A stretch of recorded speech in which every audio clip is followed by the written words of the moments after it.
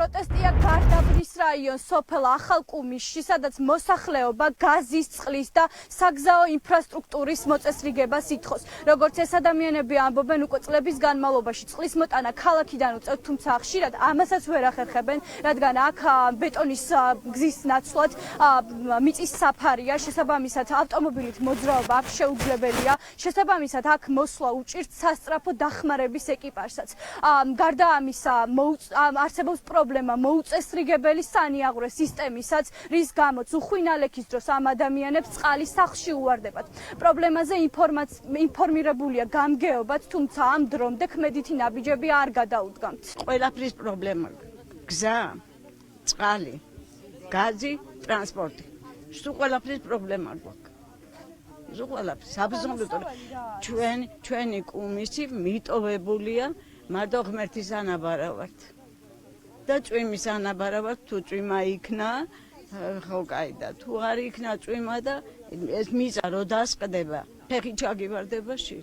წყალს ვყიდულობთ ქალაქში და ამ ადამიანებს უბრალოდ ტვირთავენ ამ წყალს და მოვაქვთ ჩვენამდე, მაგრამ არის ხოლმე შემთხვევა, როდესაც სამწუხაროდ ადამიანებს, რომელსაც არ აქვს ტრანსპორტი და ვერ გადაადგილდება, იმიტომ რომ ტრანსპორტი ჩვენთან არ არის მუნიციპალური ტრანსპორტი დანიშნული.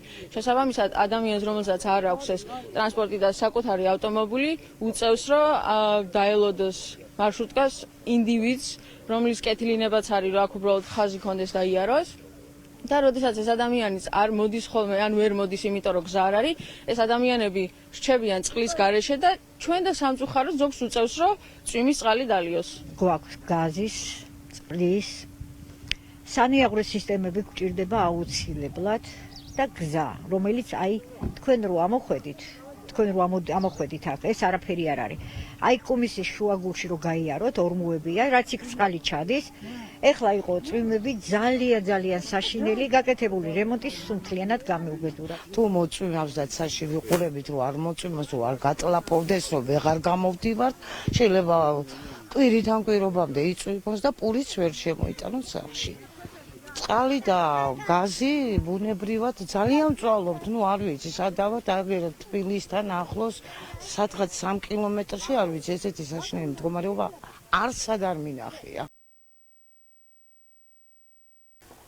როგორც ეს ადამიანები ამბობენ, ასეთ პირობებში ცხოვრება შეუძლებელია, შესაბამისად მერიისგან ყურადღებას წყლის, გაზის და საგზაო ინფრასტრუქტურის მოწესრიგებას ითხოვენ.